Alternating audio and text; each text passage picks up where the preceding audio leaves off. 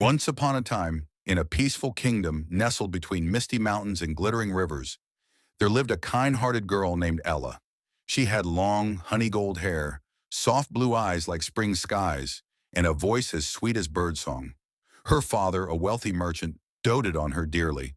But when he remarried a cold, proud woman with two daughters of her own, Ella's life began to change. The woman, known only as Madame Tremaine, came from noble blood but lacked kindness. Her daughters, Drizella and Anastasia, were as vain as peacocks and as cruel as winter wind. They resented Ella's beauty and grace, though she never showed pride or envy. When Ella's father died suddenly during a journey, the stepmother revealed her true nature.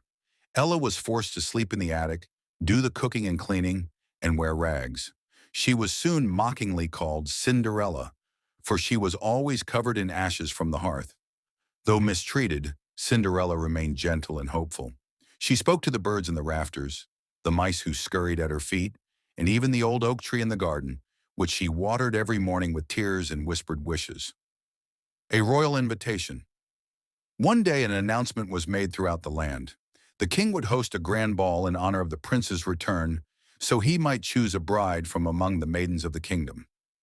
Every noble family was invited. Excitement buzzed through the air like fireflies. Drizella and Anastasia shrieked with glee, demanding new gowns, jewels, and perfumes. Cinderella helped them prepare, patiently curling their hair and adjusting their laces. "But may I also go?" Cinderella asked her stepmother, her voice trembling. "You?" Madame Tremaine laughed cruelly.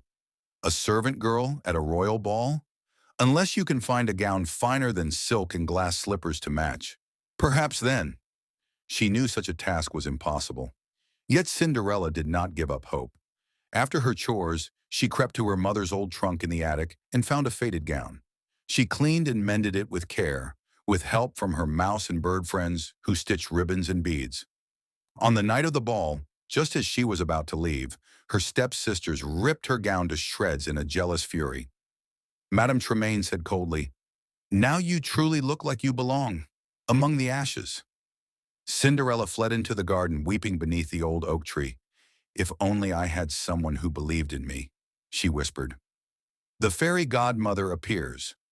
The wind stirred, and moonlight shimmered through the leaves. From the shadows stepped a woman wrapped in stardust and moonbeams. Her eyes sparkled like dew. "My dear," she said gently, "you do have someone. I am your fairy godmother." With a smile, she tapped her wand, made of silver vine. Bibbidi-bobbidi-boo! In a swirl of magic, a pumpkin became a gleaming, golden carriage. 4 mice became fine white horses, the old hound a coachman in a velvet coat.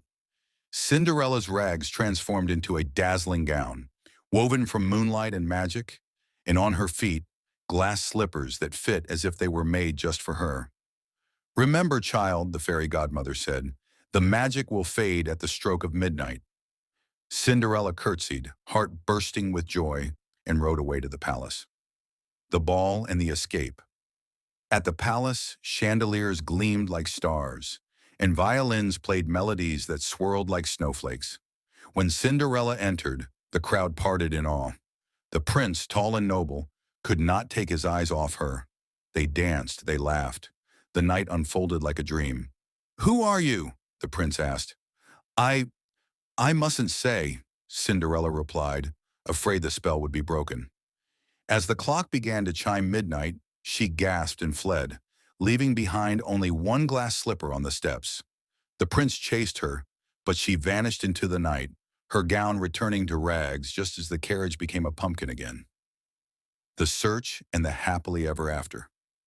Heartbroken, the prince declared he would marry no one but the maiden who fit the glass slipper. His knights traveled across the land, trying the slipper on every maiden.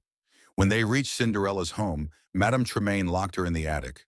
Drizella and Anastasia tried desperately to fit the slipper, cramming, squeezing, even claiming it was theirs.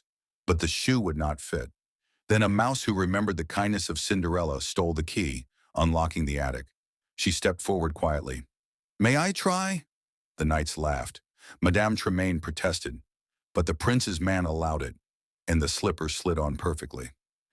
In that moment, the fairy godmother's magic sparked once more. revealing Cinderella's true beauty to all. The prince arrived, recognized her at once, and knelt. "Will you be my princess?" Cinderella smiled through joyful tears. "Yes." And so, Cinderella and the prince were married in a celebration so grand that the bells rang for 3 days and nights. She forgave her,